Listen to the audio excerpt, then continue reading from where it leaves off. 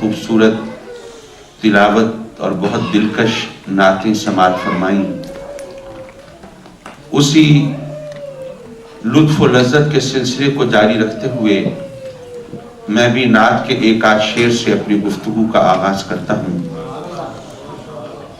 شاعر کہتا ہے کہ ان کی محفل کے آداب کچھ اور ہیں، لب کشائی کی جرت مناسب نہیں۔ کہ آقا کریم کی بارگاہ میں عرض مدعا کرنا ہو، حال دل بیان کرنا ہو، واردات قلب کا تذکرہ کرنا ہو تو ہونٹ ہلانا ضروری نہیں اور بات زبان سے کہنا لازمی نہیں۔ ان کی محفل کے آداب کچھ اور ہیں، لب کشائی کی جرت مناسب نہیں۔ ان کی سرکار میں التجا کے لیے جنبش لب نہیں، چشم تر چاہیے۔ کہ ہونٹ تو جھوٹ بھی بولتے ہیں لیکن آنسو تو جھوٹ نہیں بولتے، اس لیے آقا کریم کی بارگاہ میں جو کہنا ہو وہ آنسوؤں کی زبان سے کہو۔ اپنی روداد غم میں سناؤں کسے، میرے غم کو کوئی اور سمجھے گا کیا۔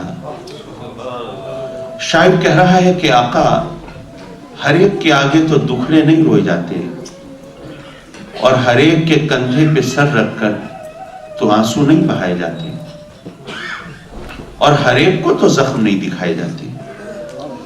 زخم اسی کو دکھائے جاتے ہیں جو مرہم رکھنے کا فن جانتا ہو، اور آنسو اسی کے سامنے بہائے جاتے ہیں جو آنسو پوچھنے کا ہنر جانتا ہو۔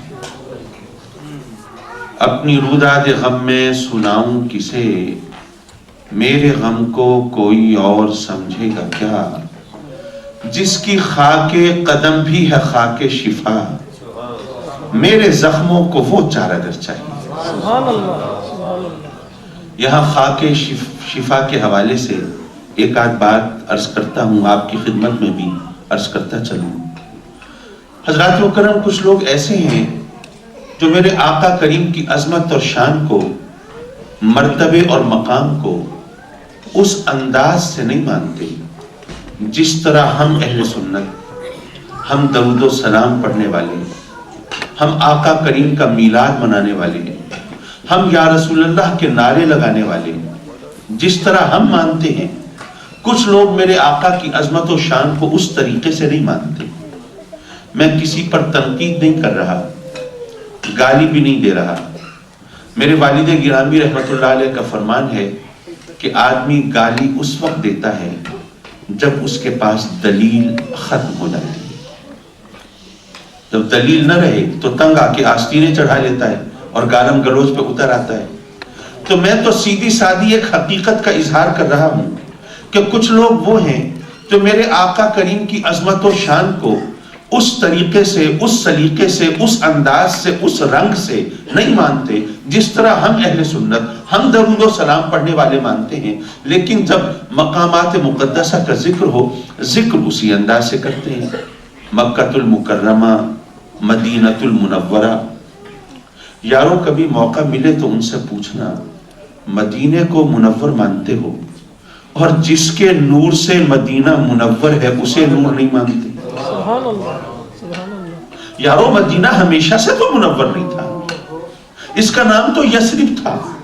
اس جگہ کی مٹی سے بیماریاں جنم لیتی تھی اور وبائیں پھوٹتی تھی۔